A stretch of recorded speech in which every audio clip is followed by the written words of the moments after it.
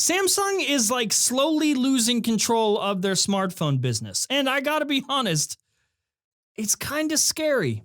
Want daily tech news in a way that doesn't suck? Of course you do. Hit that subscribe button and turn on notifications so you don't miss the next episode. Yo, what's going on, guys? Welcome back to Front Page Tech, of course, show that gives you all latest tech news from one geek, that is me, to another, that is you. Happy Wednesday, happy hump day, so good to see ya. Since it is hump day, our favorite day of the week, we're gonna do another one of those special hump day giveaways. Just click the link down in the description below to my Twitter, and if you follow me on Twitter, you win 10 humps. From me, personally. 10 personal Jern humps, just for you. Okay, see you on Twitter. All right, so first up for the day, story numero uno, let's talk about Samsung. Good old Sammy. I feel like this is becoming a pattern on the show. Like, after every quarter, we pretty much cover the same thing, that Samsung's quarterly earnings continue to drop, and it's starting to feel like one of the companies that was most in touch with the mobile industry is starting to lose touch. And it's alarming. So Samsung just went ahead and released their second quarter earnings results, and like, they're not good. Like, their profit this time around was cut in half. But the interesting part to this whole story is in more of the details. So for one, this is actually the lowest the company has seen since the Note 7 debacle, since the Note 7 fire blow-uppy thing. And obviously there was a good reason that time. I mean, the Note 7, they were all blown up and they had to pull the whole line of the phones. But now, this time around, they're blaming weak market conditions. Even though there's been a slight uptick in terms of demand for memory, Samsung is blaming that their semiconductor business is suffering. More importantly, in terms of their mobile division, like their actual phones, profit there was down a whole 42%. Now, according to them, overall smartphone shipments actually increased because of strong sales within the mid-range models, like the Galaxy A50, the A70, but their flagships, including the Galaxy S10, they said experienced weak sales momentum. Now listen, I'm not gonna say that we should be on the lookout for Samsung to die anytime soon. They're not doomed. They'll get their shit together, hopefully. But if you are a Samsung fan and you're not alarmed by this, I think you need to pull the wool out of your eyes, you little sheep. This is not good news for Samsung, like in the slightest bit. And more lately, they've just been giving us less and less. I mean, the Note 10 is a great example of just like what the fuck is this even? What are we even doing now? It looks new, but like, other than that, when they're trying to target and appeal to the average Note fans, this ain't it. And we have to keep in mind that Samsung's fan base, their user base, the Samsung Knights, which are probably, if you listen closely, you can probably hear them clicky-clacking in the keyboards in the comment section. You suck, Jern. You don't know anything about Samsung. They're the greatest. They're going to be fine. They will kill Tim Cook with their S Pen, like a sword.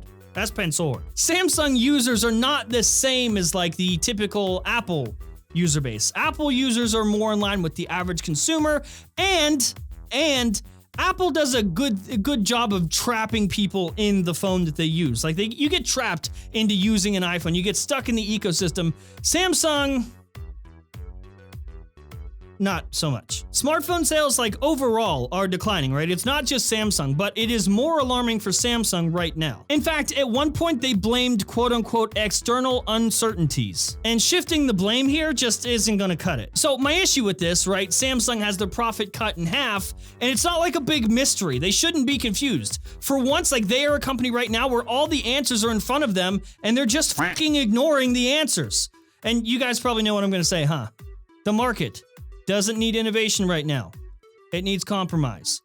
Here's the proof. I mean, they literally reported boosted sales in their mid-range devices. They just said that. Mid-range phone sales up. Flagship phones, oh no, why no one buy them? Even when the answer of give consumers a little bit more for a little bit less, even though those answers are right in front of them, they're actively avoiding that, ignoring that, and instead they're right about to ship a fucking Note 10 that is less for more. And you know what? I tweeted this the other day, and I just want to mention it here on the show. I said, imagine if car companies expected the market to work the way phone manufacturers do. Like, imagine if the car companies only tried to sell and promote the most expensive cars with the highest specs, and then when people weren't buying them, they were like, oh, why aren't you buying them? Most consumers do not care for the best. They want to be met halfway with what works. And trust me, I see your comments. I know a lot of you hate when I say average consumer here on the show, but I want you to understand like my angle with Front Page Tech. I'm talking to you guys, tech enthusiasts, people that are smarter in terms of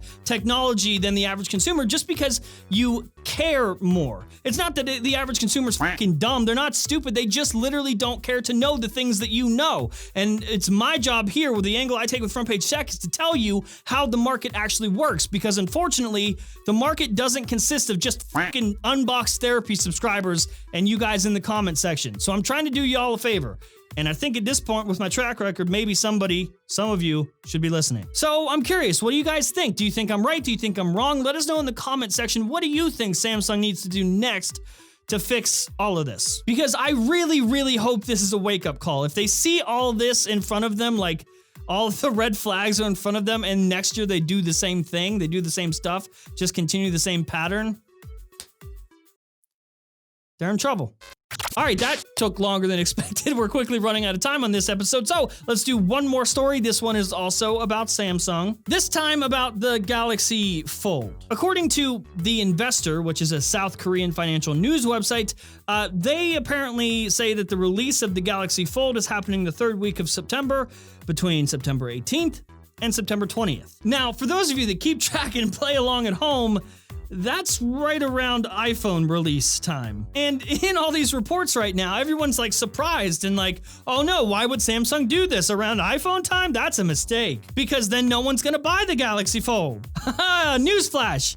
Ain't nobody gonna buy the Galaxy Fold anyway, no matter when they release it. I'm gonna save the I told you so moment because this isn't confirmed, this hasn't happened yet, but this would make so much sense to me. If you've watched this show before, you've heard me every time I talk about the Galaxy Fold, time and time again, these last few weeks, I keep saying that they need to be as quiet about it as possible. They just need to get it out there, release it. Don't bring a lot of attention to this. There's no good time for them to make a big deal about this, try to build hype again and release it again. That just will not happen, so they have to be very sneaky. And what better quiet, sneaky way than to just do it when the iPhones are rolling out, when all the attention is on Apple and iPhones, you just snuck your phone out the door. I've said it before, I'll say it again, it is not about selling Galaxy Folds anymore. It's not about the consumer, it's not about you, it's about their reputation. They need to get this phone out the door just to be able to say they finally delivered, they actually released it, and they didn't skip it. But just be very quiet. Samsung, be very, very quiet. Be sneaky about it. And trust me, I'll save the I told you so for like, you know, when it happens.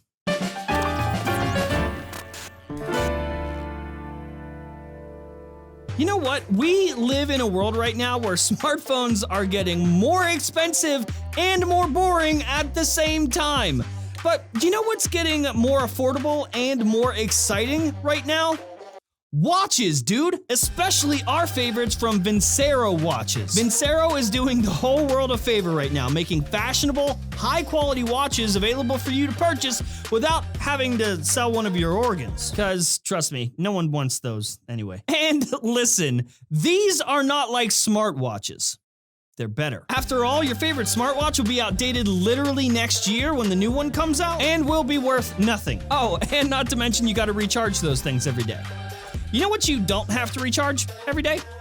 Your Vincero watch. Vincero watches are made to last and they are so sexy. Like, look at this matte black one though. Oh, so good. It's so good. Vincero has so many styles to choose from too. In fact, if you go to vincerowatches.com/FPT right now, not only can you see my list of my favorite watches for you to choose from, but also 15% off of your purchase. Are you serious? So now the already sexy, affordable watch is the same amount of sexy and more affordable? 15% more affordable? The link to buy your own is down in the description below. Go right now and buy one. Or two, or three. How about three?